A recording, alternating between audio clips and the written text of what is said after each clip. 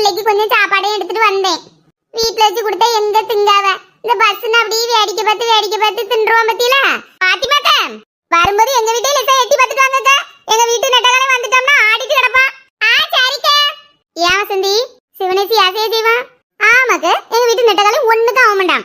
நம்ம ஏதோ சும்மா பஸ்ல அங்க எங்க லாந்திட்டு தெரிய மாதிரி ஏச்சி கிடப்பான். சும்மா தானே லாந்திரிய? ஆமா சும்மா லாந்தியாவ. காலையில இவ்வளவு முருங்கையிலையும் பறிச்சு கொண்டு வந்து கூட்ட வச்சிருந்து போயிட்டாவக்க. இத உருவ எவ்வளவு நேரம் ஆகும்? ஏதாவது யோசிப்பாவளாக்க. ஒரு மணினா கட்டையும் தூக்கிட்டு வந்து நிப்பாவ. அந்த நேரத்துக்கு சோத்தை கொடுக்கலன்னா நம்மளுக்கும் கஷ்டமாலாக்க இருக்கும்.